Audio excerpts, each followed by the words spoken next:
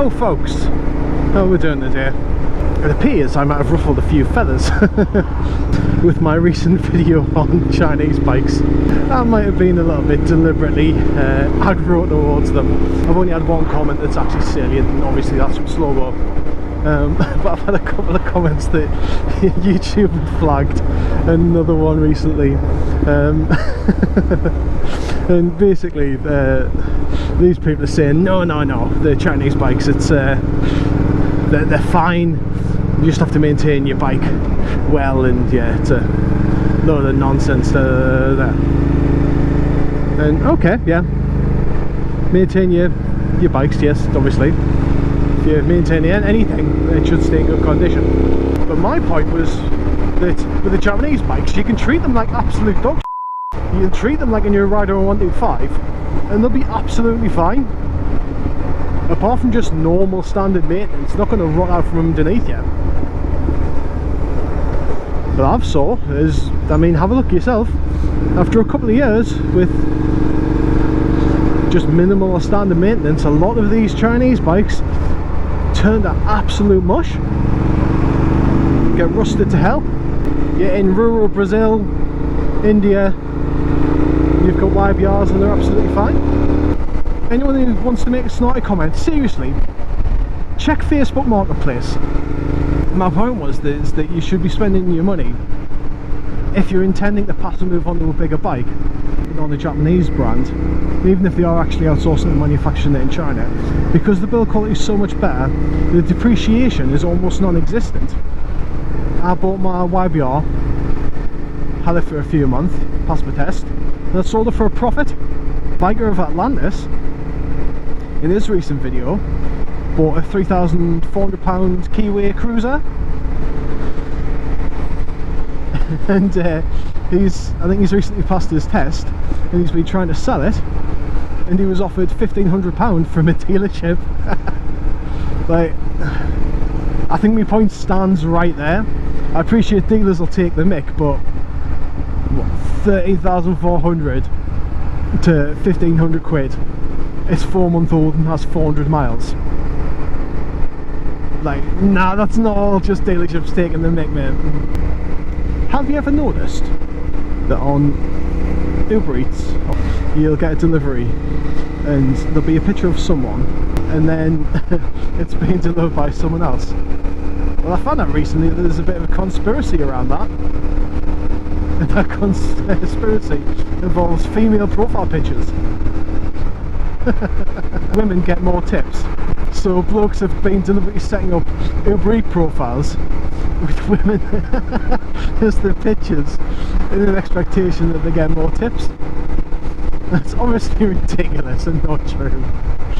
I think it's even Uber's policy that like accounts can on occasion be used by different people. Or you don't think possibly there's a woman who sets up an Uber Eats account might not have a bloke that they know help them with the deliveries. Like, I've had literal children come to the door delivering food off before. Not everything's a conspiracy theory. Could people stop being ridiculous? And if you're tipping women more than blokes on Uber Eats, what are your expectations here? Do you think you're going to be able to give a second tip?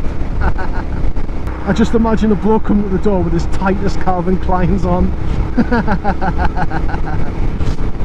And instead of Gemma 20, he gets Terry at 58.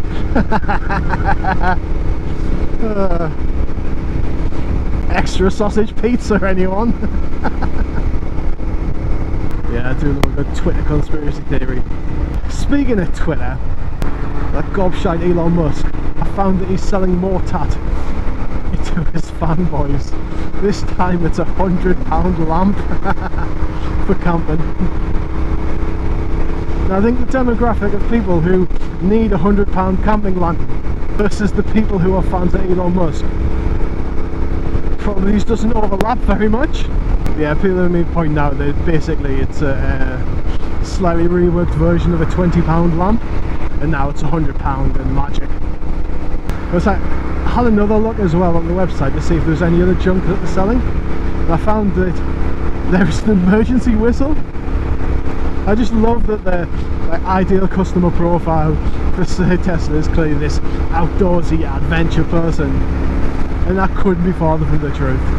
You got the fanboys, who most of them don't actually have a Tesla, who haven't been outside and touched grass. Does that show me age saying touch grass? I think it might be. But yeah, haven't left their basement in the last 5 years. Other than to give good tips on Uber Eats to lasses.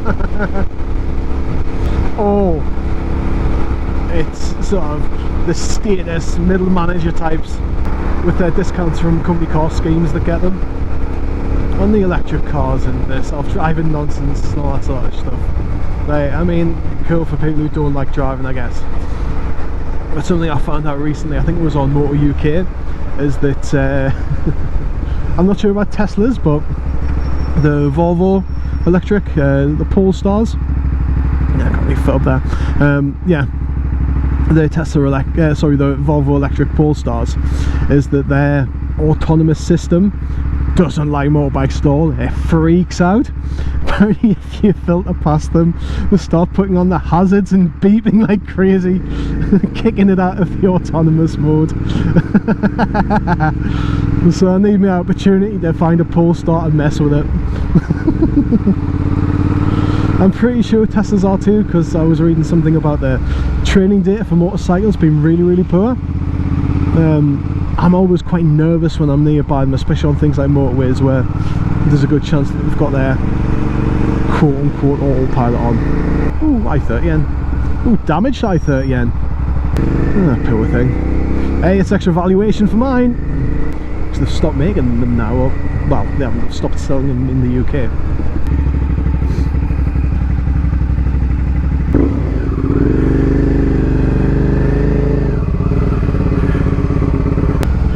This fuel on the road.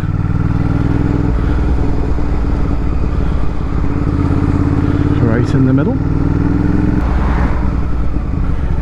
Bloody fuel from this car is all over the place. Careful in this bend. Jesus, you see it? No, that's not a dry patch, that's fuel. Pissing about all over. Just weaving across the line on the road. Fuck me. You never know if it's diesel or not.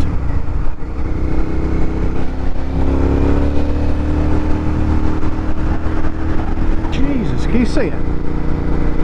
This whole line. Fuck me. If I get blown into that, can I go across where it's light now? There we go. It's getting in the list lane, because I'm not pissing about with that. Not in these winds. So people who use Carlo systems and such for music, did you come from using AirPods, or did you just jump straight into using like the motorbike specific ones? Because I know people swear by them, but I just put my AirPod in one ear and usually have an earplug in the other, and it works absolutely perfectly. You get great quality music, you can still roughly hear what's going on, at least as much as you would with an earplug in. At lower speeds, when there's not too much wind noise going on, Siri works as well. I'm just wondering if there's a real benefit to the car systems over just using an AirPod. You have to be a little bit careful when taking your helmet off, because the prongs can sometimes fold a little bit, but as long as you're not just ragging your helmet off, it's not really a problem. Obviously if you're using it for like a comm system or something, then it's completely different, but if you're just using it for music and you tend to ride by yourself or commute, I'm just wondering if anyone has like a good reason why, if I'm missing some cool benefit or not. There was something amazing that I saw, and I'll put a little clip, I'll link the proper video. A lad called, I believe it's Cor Rothman, he's a surfer, and he put a video of these huge waves. I believe he's like a big wave hunter type lad, and he put a picture of these huge waves from like a drone shot or a helicopter shot from maybe 500-600 foot. And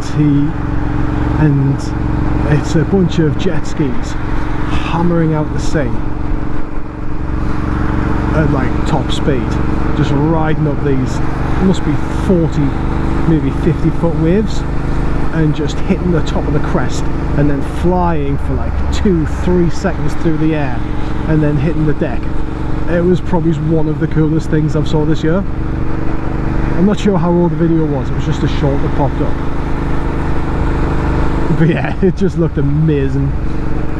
I never really got into surfing. I always fancied it when I was younger. Had like the bodyboards and stuff when you go on holiday. I would love to have a go. I mean, I'd die immediately, but another thing I saw on shorts, I don't know what's happened to my algorithm because I'm getting mad recommendations all over, but it was these fake, I'm not sure if it was Chinese, the language sounded Mandarin, but I haven't got a great ear for such.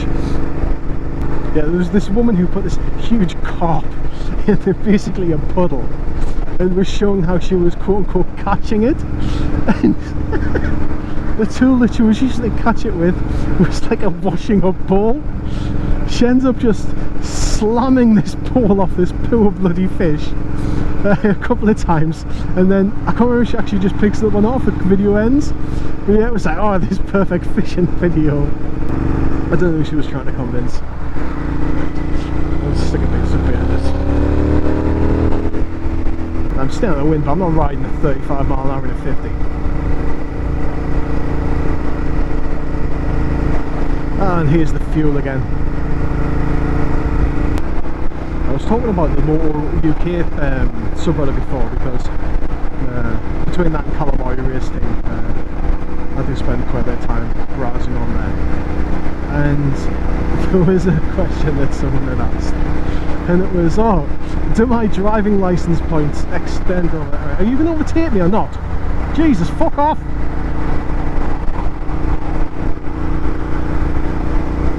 Yeah, there was someone asking, do my driving license points carry over to my motorcycle license? I'm amazed how many people don't realise that you've just got one license, you just get endorsements added on. I expect it from car drivers who think that because they've got their 79.3 next to the motorcycle license, they're fucking hell set when you're done real quick. But yeah, because they've got the 79.3 next to the motorcycle license, they think that they've been like grandfathered in a motorbike license. It's like, no mate, you can ride a tricycle.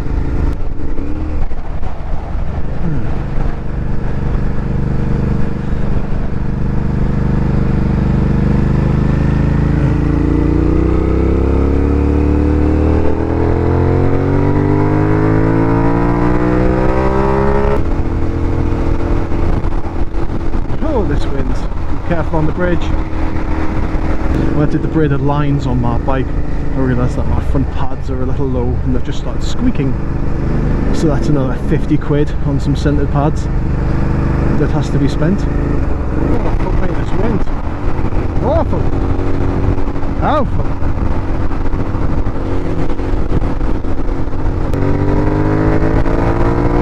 Okay. I love you.